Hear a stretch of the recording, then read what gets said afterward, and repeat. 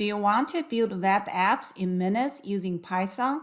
The Streamlit tutorial will get you started with an example.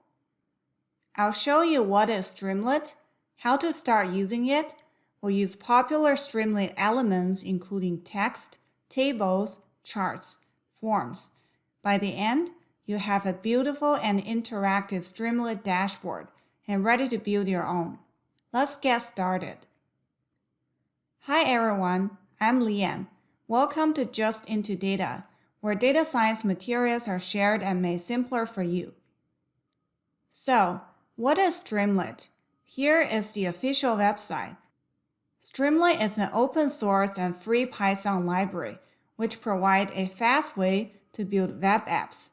As you probably know, web-based applications are a great way to display and share data insights, but they often require front-end experience.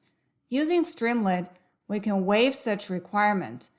We only need to write Python code to build beautiful and interactive web apps. It is a relatively new package launched in 2019, but has been growing tremendously.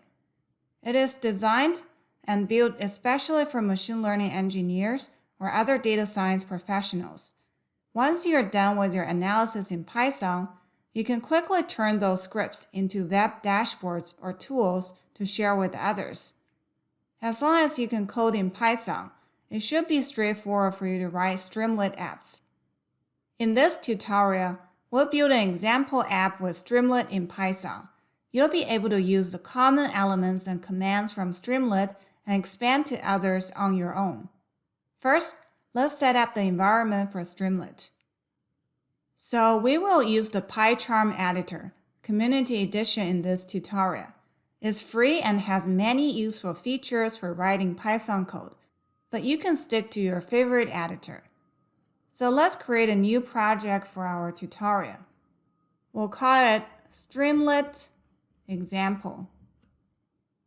And of course, we'll set up a new virtual environment for this project as well. So for the base interpreter, I'm using Python 10, and we'll leave the other settings as default.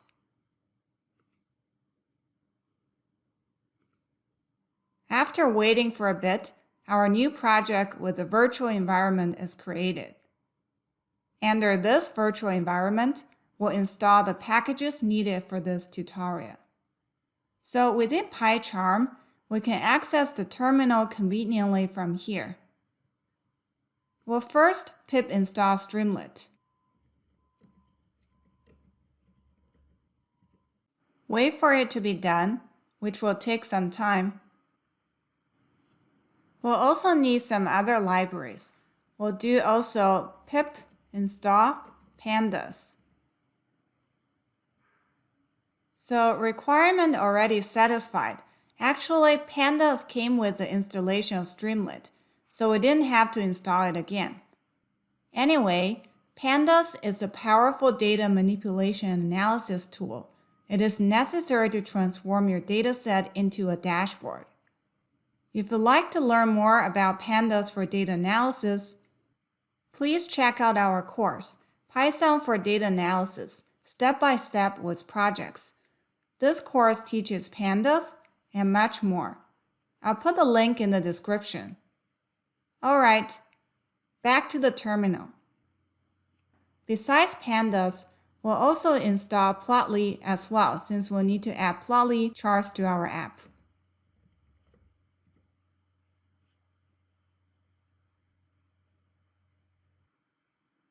And that's all we need.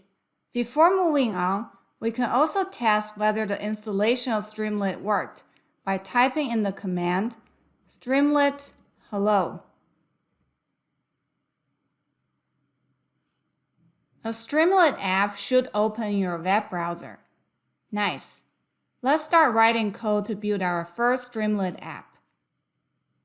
So within our project, Streamlit Example, we'll create a Python file, and let's call it Streamlit Example. We'll write our Streamlit app in this file. First, we'll import libraries. Import Streamlit as st, also pandas and Plotly Express.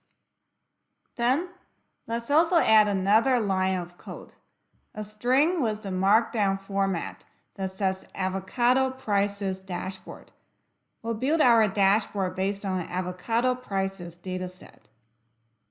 Now we already have a basic Streamlit app, as simple as that. Let's run and see it. We'll go to the terminal again. Let's terminate this current one. Now type in Streamlit run, followed by the name of the file, which is streamlit example.py. After running, you should see your first Streamlit app opening your web browser. So we've rearranged the Python editor and the browser so that we can see them side by side. This is how it looks like. A heading level 1 says avocado prices dashboard. Nice. We've easily got the title of our dashboard thanks to the magic feature of Streamlit. Every time we put a literal value or a variable on its own line, Streamlit automatically writes it to our apps. That's why we can display the markdown string without using any Streamlit commands. Alternatively, we can put the string into the function st.write and save the code. You would notice the page with the app has these options. This is because when Streamlit detects the changes in the script, it asks us whether we want to rerun the app. Let's select the option Always Rerun so that the new app will be displayed automatically when we change and save the script. So as you can see, after adding the write function, the app shows the same title. This is because the Streamlit magic, when we put the string on its own line, is using the function st.write to display the elements behind the scenes. And there's even more st.write can do. According to Streamlit, st.write is the Swiss Army knife of Streamlit commands. It can write various things to the app for us. Besides the markdown string, st.write or the magic feature can also display other arguments such as data frame, function, and chart. In short, the magic feature or st.write can display almost anything easily. They will inspect the object we throw in and try to show them most appropriately. So you might be wondering, since st.write can display almost everything, why do I need other functions? Due to its generic nature, st.write is limited in customizations and further modifications. So I would recommend when you're not sure, you can first try st.write or put the object on its own line to use the magic. Then, if you found that it needs specific customizations, you can use other functions we'll cover soon. Alright, now you've learned the most basic and powerful concept in Streamlit, the magic and st.write. Let's move on to more details.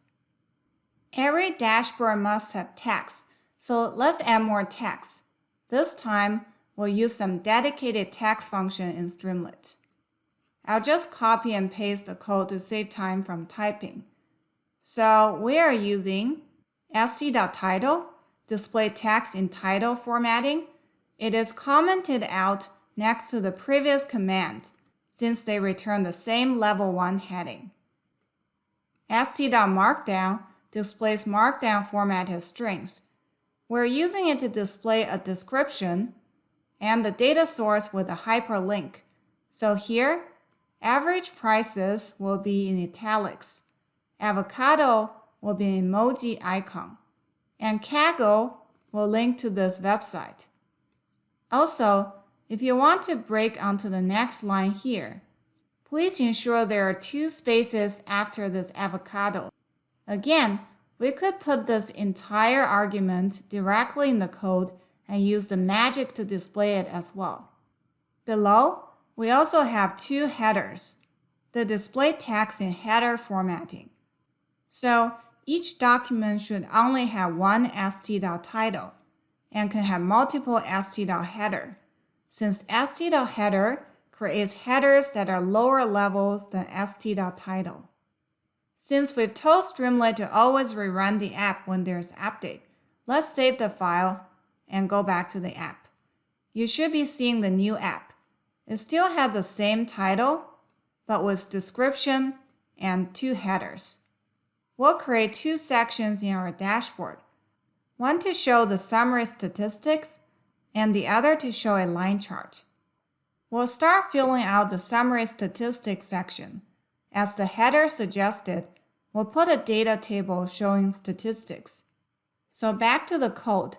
So under this header, we add some code. We grab the avocado prices dataset. We've saved the dataset on GitHub, so you can access it through this link too. Then, calculate its statistics, the average prices by avocado types. Then display the results using st.dataframe. The function st.dataframe displays the data frames as interactive tables. After saving the file, you should see the new app in the browser. Here is our little summary statistics table. Since it's an interactive table, we can try, for example, clicking on the column header average price and sort the data frame by it. Great! That's it for the summary statistics section. Now we'll work on the line chart section. We'll build it gradually. Let's first display a simple line chart. Under the line chart header, we add some code.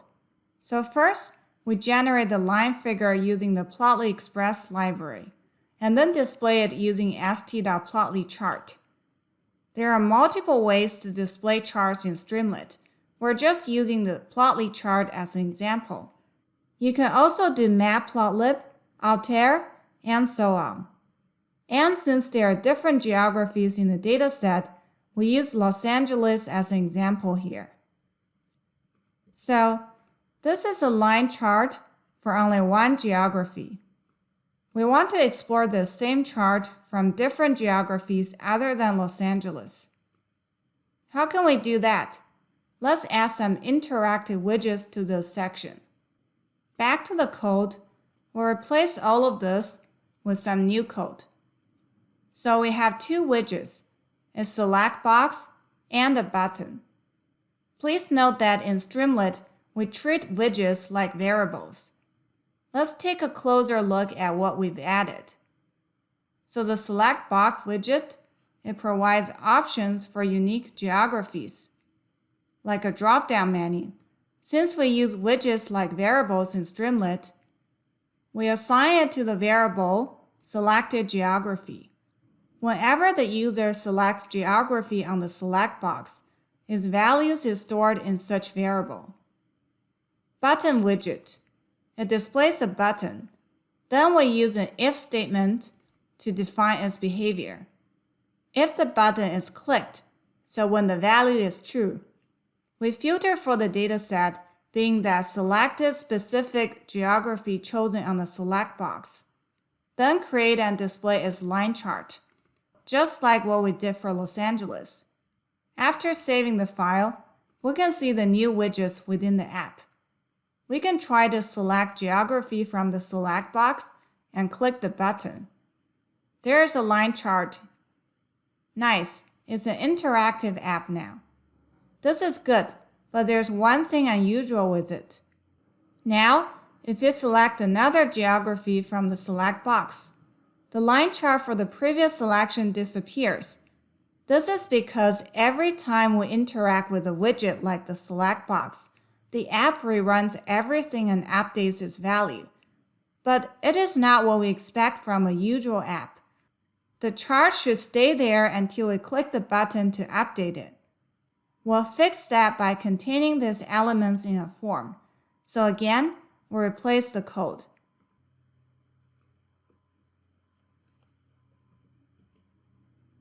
Now we add st.form. This function creates a form that batches elements with a submit style button. Whenever that submit button is clicked, All widgets value inside the form will be sent to Streamlit in a batch. Here we use the with statement to add elements to st.form.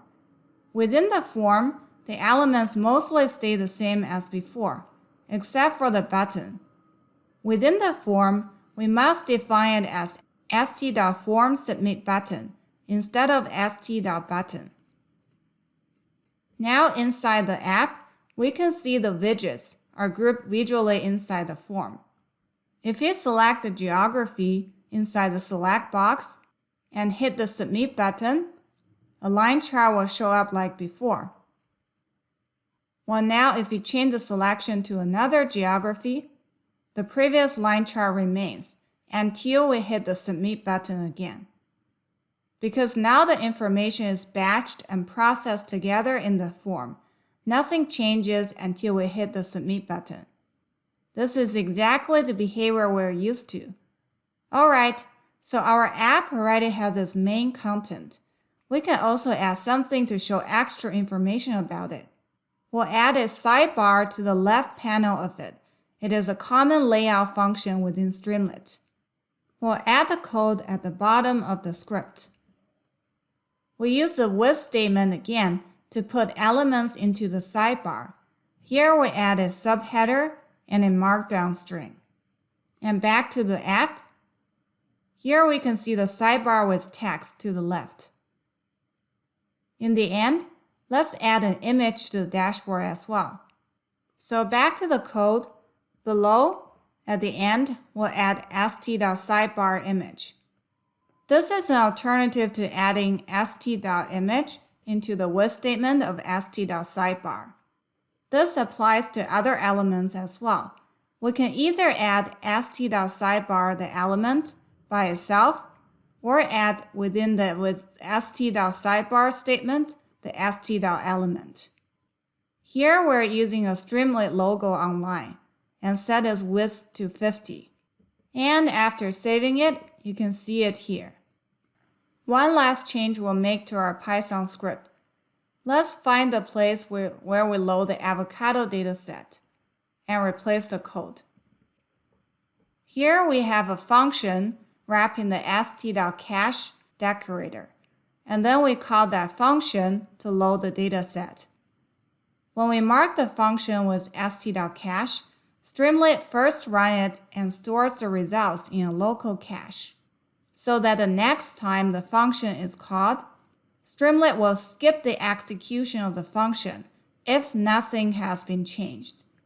Within our example, it's fast to load our small dataset. You won't notice any difference. But this is very useful if you put really slow operations within the function. Alright, that's it. If you haven't gotten a chance to run your app, look for a link to the app in the description. We have deployed this app on the Streamlit cloud so that you can interact with it as a user. If you want to deploy the Streamlit app as well, please follow the instructions on the official documentation. Maybe we'll make a video in the future to demonstrate that. One last tip. Let's go back to the Python editor.